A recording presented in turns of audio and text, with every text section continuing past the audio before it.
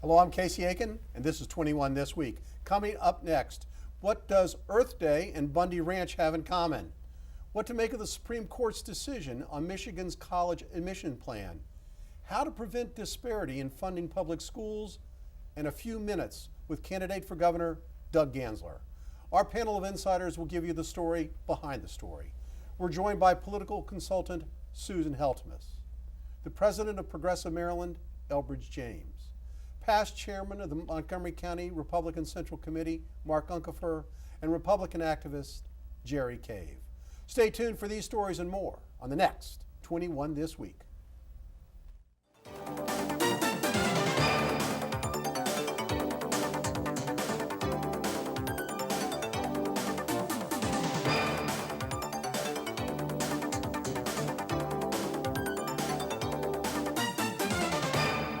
This week in our series of political profiles, we're sitting down with Maryland Attorney General and former Montgomery County State's Attorney Doug Gansler, who's running for the Democratic nomination for governor.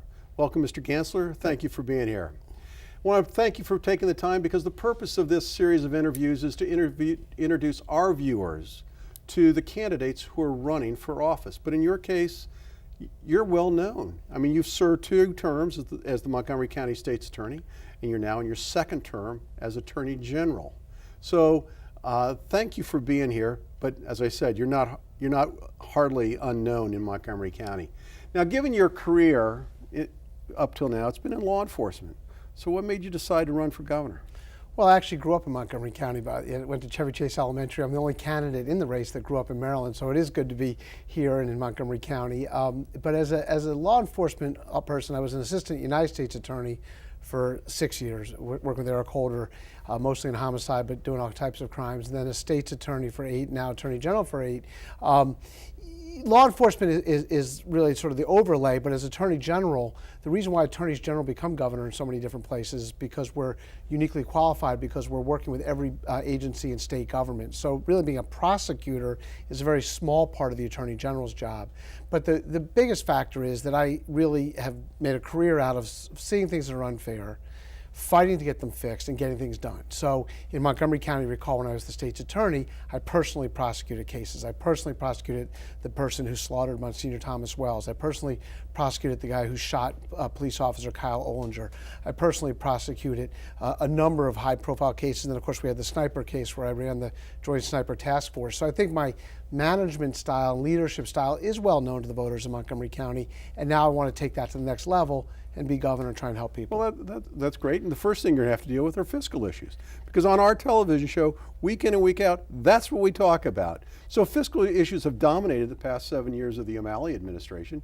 In fact, your campaign literature states that despite over 7 years of higher taxes and fees, state employee furloughs, and budget gimmicks, Maryland continues to go deeper and deeper into debt.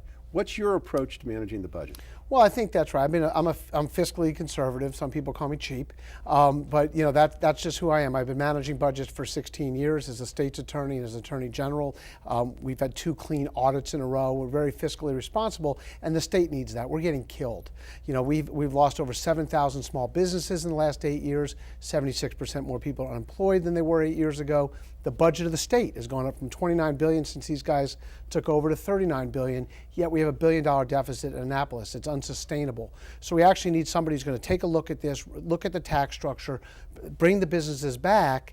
You know, we have 4 Fortune 500 companies left in Maryland. And in Montgomery County, we feel it the worst because they just leave. They go to Northern Virginia. So we need to actually promote business, bring growth back, focus on cybersecurity, focus on life sciences. Manufacturing, we're 43rd in the country in that. We need to bring people back there. Look at our tax structure to make us more competitive with our neighboring states. Well, you mentioned manufacturing. In fact, in a lot of ways, Maryland has more than just one industry base because we have such a diverse state. We have the mountain areas in the west, we have the Eastern Shore, we've got Baltimore along the I-95 corridor, and we have the federal government presence here in Montgomery County and Prince George's County. Now, federal growth in jobs has been declining. So how are you going to address stimulating the competitive nature for Prince George's, Montgomery County, and as you mentioned, our friends across the river in Virginia? Well, I'm not that worried about stimulating Virginia's economy, but I am worried about stimulating Maryland's economy. And I think we touched on the industries where we're uniquely situated, but manufacturing is a huge problem. And we need to actually have a governor that understands this, that understands that small businesses and jobs increase our tax base so that we can do things like bridge the minority achievement gap. We have the #2 minority achievement gap in the whole United States right here in Maryland. We have major transportation issues. We're the most clogged and congested area in the country here in Maryland. Obviously public safety and of course the environment are two of my big issues. So we need to promote growth, go to companies, ask them what it is they need, what will make them come here. And obviously the taxes is what's killing them right now, and we need to be competitive. I've talked about reducing the corporate tax from 8.25% to 6% to match our neighboring, which is what Virginia's is, to match Virginia's, West Virginia's 6.5%, at the same time raising the minimum wage. And so, because I think it's unfair what people get paid at $7.25. So there's a lot that we can do, and we need to actually have somebody that's fiscally responsible in there. Okay, good. Well, one of the other high tax states that we often point to is New York State, and they've created a series of economic development zones. Is that something that you would look at and try to promote? Well, it's interesting you say New York State, because that's one of the states that actually says that if manufacturing companies come there, they're going to give them no tax. They're going to be complete tax break, which is something we want to do here as well. Tax zones and business zones are good ideas, but we really need to be more pervasive than that. I mean, that's one thing we want to do, but transit-oriented development, for example, in Prince George's County, where we have 15 subway stops and none of them have development or growth around them.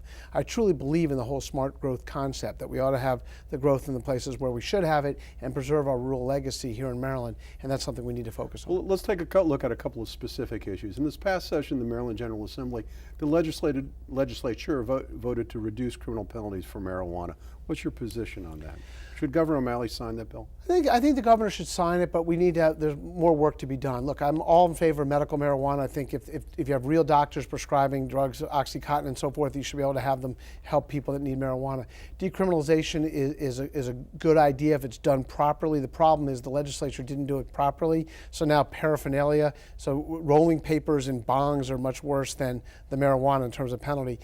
In going toward legalization, I think that's more troubling, and I think there shouldn't be a rush on this. I think we ought to do it, make sure we do it hand in hand with public health officials and public safety officials before we go forward, and let some other states experiment with it first. You commented on this earlier, and of course, one of the treasures that we have in Maryland is the Chesapeake Bay, and we value our environment highly. But there is a balance that has to be maintained between economic growth and what we do to protect our natural resources.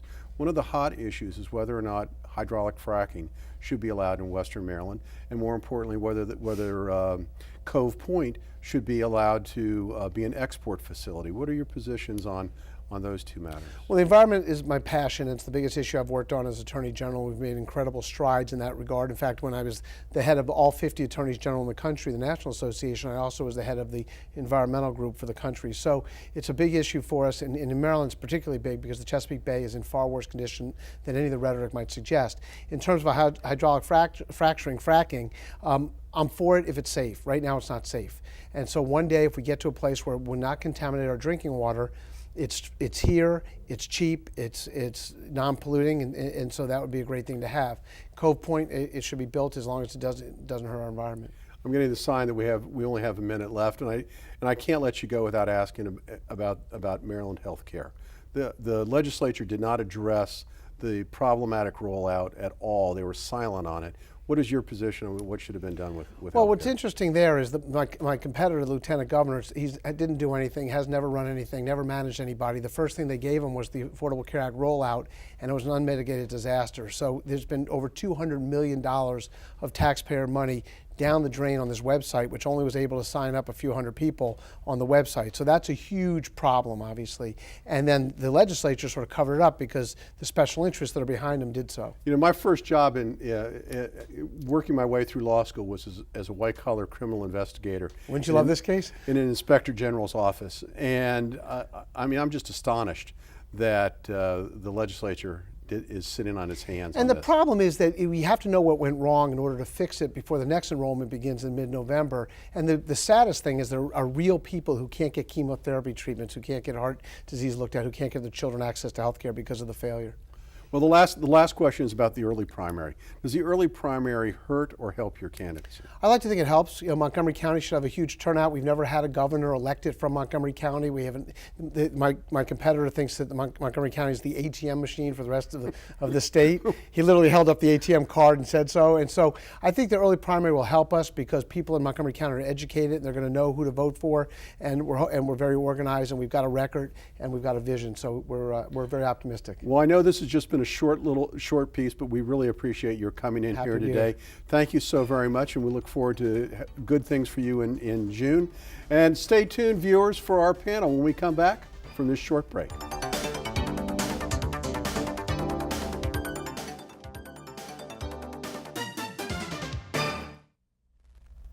And welcome back. The first Maryland public high school was chartered in 1865 when the General Assembly appropriated funds for, get this, one high school per county. Now today there are 26 high schools in Montgomery County, but the issue of how to adequately provide for their operations and maintenance is still an issue. Many public schools in the western part of the county benefit from an active group of parents that donate additional resources, that means money, boys and girls, in support of pet projects and programs, while other schools in less well-heeled neighborhoods struggle. School Board Vice President Pat O'Neill is quoted as saying that the school system wants to create a level playing field to help less supported schools. Susan, how big a problem is this, and what's the answer? I don't know if I have an answer. The school system, I hope, is seriously discussing this issue, which has been a long time problem. I think that this is just an indicator of the fact that U.S. News and World Report came out with the best schools in Maryland. 6 of the 10 best schools in Maryland are all in the western part of the state. There are some inherent advantages. One is family income.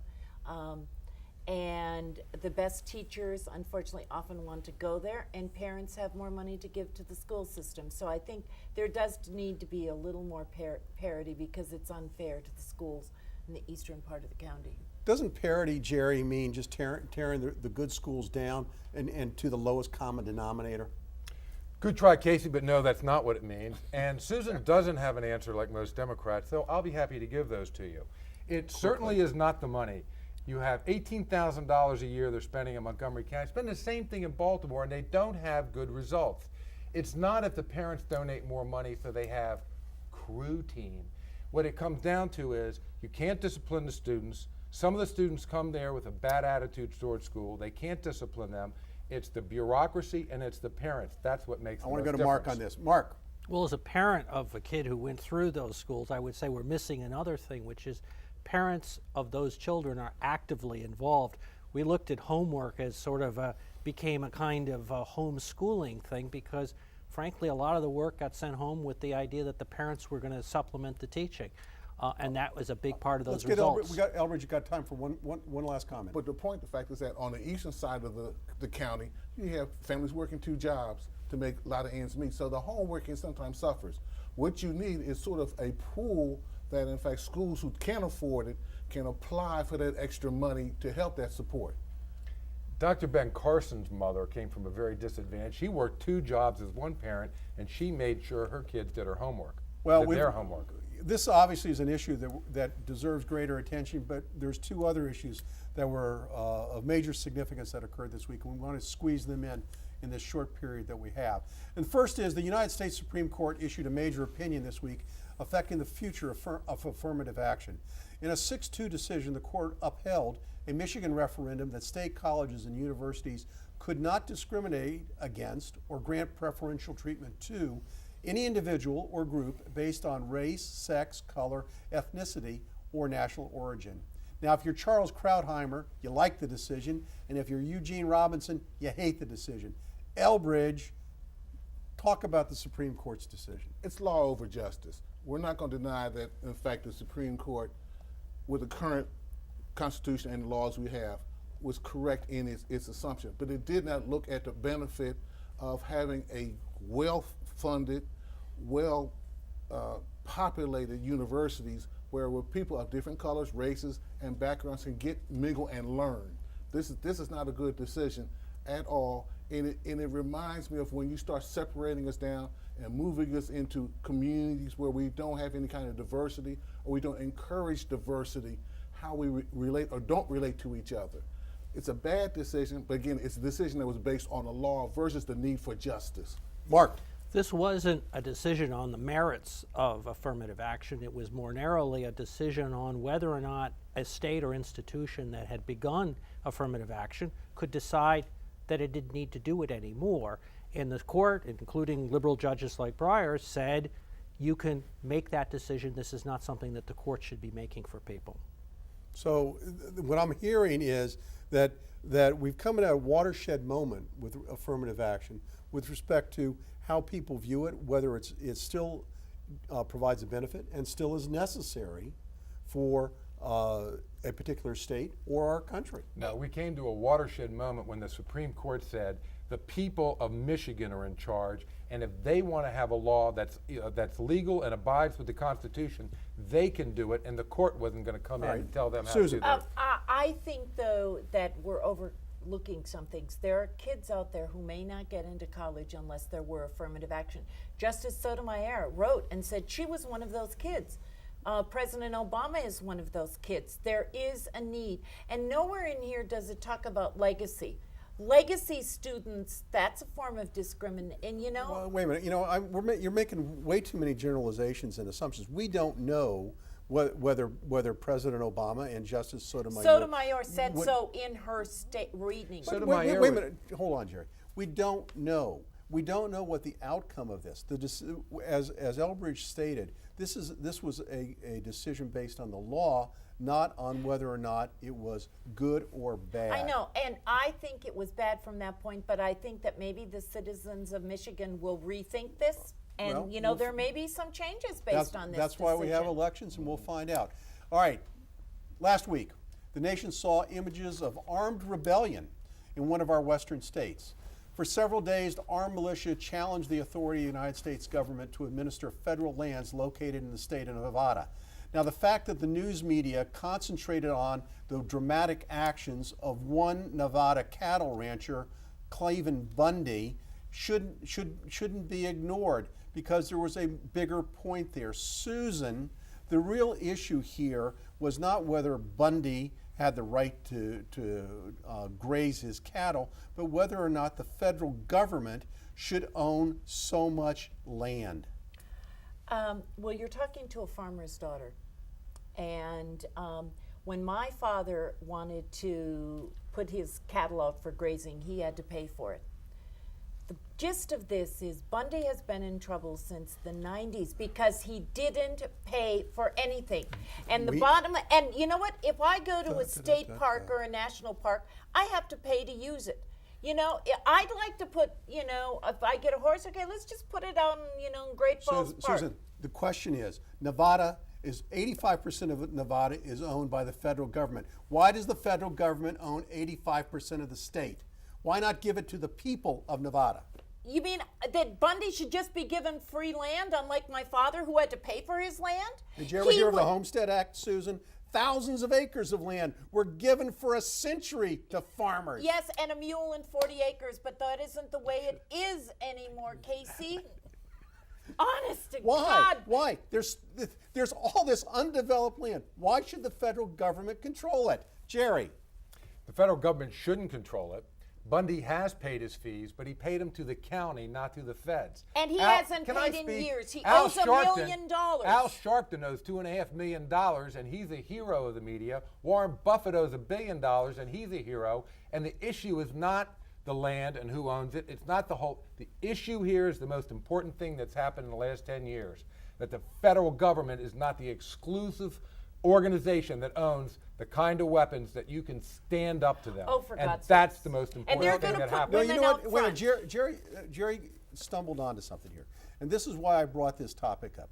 I think it shows a major division in our country. There are people who do not trust our federal government to have their best interests at heart, and they are willing to take up arms. This was a major event that many people don't comprehend and But- understand. But the Nevada cattlemen are no longer on his side, and his statements Susan, this it's not last about week. it's not It's about not important Bundy. if he's Let me- popular It's not about or makes Bundy. popular statements. It's But not these are about people- Bundy. The but these- racist but these are person people that that is- in It fact is he's not supposed to be about fighting for. Bundy. It is about the federal government taking control over your lives and eliminating freedom. This is what these. But the This federal- is why these militias appeared. It's not about Clive Bundy and whether he paid his dopey grazing fees. It's about the federal government controlling every aspect of our lives.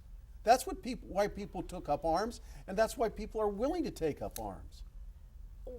I don't understand what you think should happen to this land. The federal government owns land everywhere. I think the federal They own government. about I think the 2/3 federal of the government West. should give the land to the state of Nevada and let the state of Nevada and the people of Nevada decide what goes on there, and not have the Environmental Protection Agency dictating, and not have the Fish and Natural Wildlife Agency dictating what happens to this land. That's what I think should happen. You Have we forgotten why they got involved in the first place? Because of abuses and neglect that would have turned that land toxic.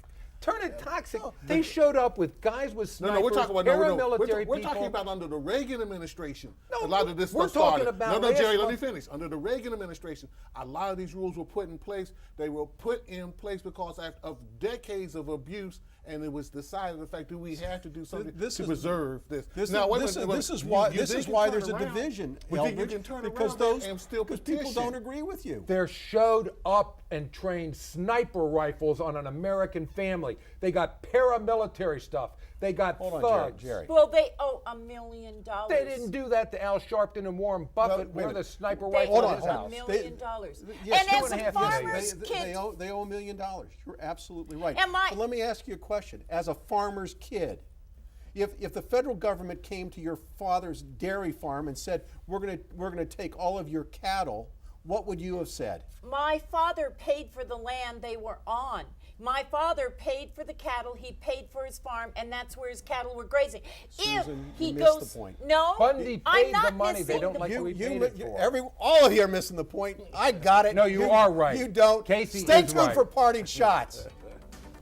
I'm gonna have a remedial segment.